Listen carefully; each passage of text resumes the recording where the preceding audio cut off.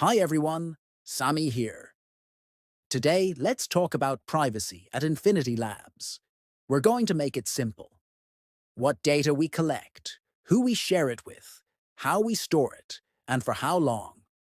Forget the heavy legal lectures. This is all about the practical, everyday habits that keep our company compliant and, most importantly, trusted. At its core, privacy is all about trust.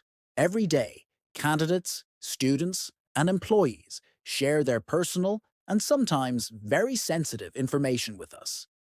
By sticking to a few clear principles, we protect them and we protect the company. These principles are having a legitimate purpose for collecting data, being transparent about it, minimizing what we collect, and keeping it secure. It might sound like a lot, but it's simple in practice, and it's crucial because small slips can quickly turn into big problems. Let's start with recruiting. When we're hiring, we should only collect what's absolutely necessary for the role. This usually means contact details, work experience, technical skills, and any relevant test results. We should never ask for personal details that have nothing to do with the job. We don't keep data just in case for some future, undefined role. And we certainly don't just copy personal info from social media without a very good documented reason. Always be upfront and explain why you're collecting certain data and how it will be used. This transparency protects everyone involved.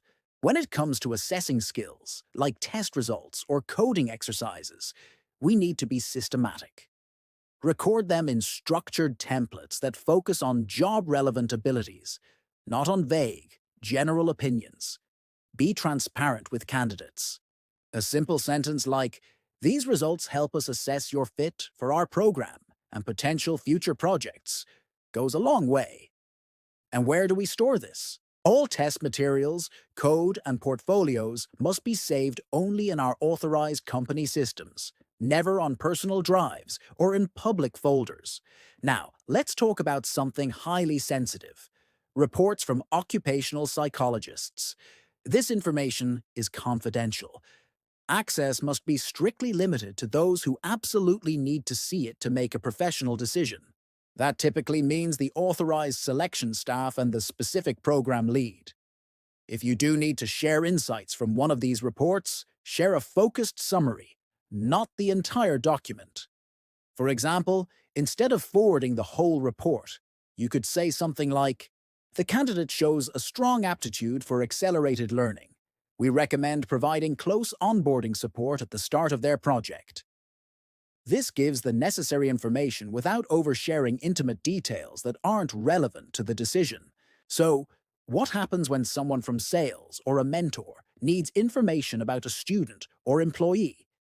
Again, we apply the principle of minimum necessary. Share only what they need to know.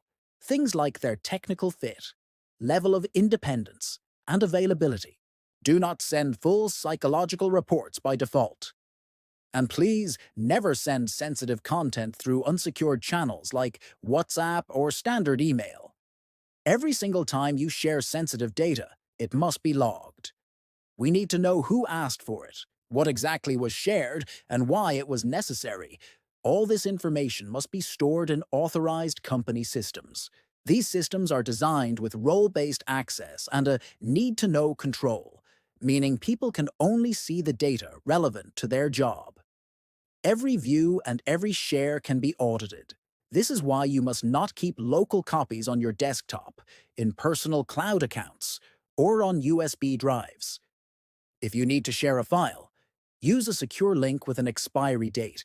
Don't just attach a loose file to an email.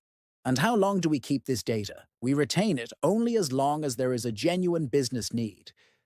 This could be during an active selection process, for program support, or to meet contractual or legal obligations. Once that need is over, the data must be deleted or anonymized. "We might need it someday" is not a valid reason to hold on to personal information. If you're ever unsure about what to do, just consult with our legal, security, or privacy teams. Everyone, whether a candidate, student, or employee, has the right to know what data we store about them. They can request to access, correct, or even delete their information within the bounds of law and company policy. When you receive such a request, handle it properly. Verify the person's identity. Make sure the request goes to the right person and respond in a timely manner. If deletion isn't possible for some legal reason, explain why and see if there are alternatives, like minimizing the data we hold. So, let's do a quick recap. Do. Keep reports professional and objective. Do. Share concise summaries instead of full sensitive documents. Do. Use secure links and permissions for sharing. And do.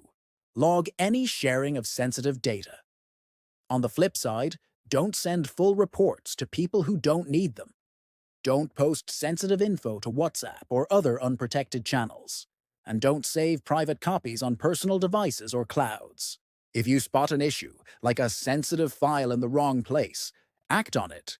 Move it to a secure location, report the incident, and log that you fixed it.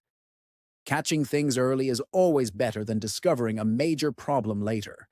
The bottom line is simple. Collect data only when needed, share it sparingly, store it securely, and delete it when its purpose is fulfilled. Always remember, there's a real person behind every single record. That's how we meet our legal requirements, and more importantly, that's how we build and maintain trust. Thanks so much for watching.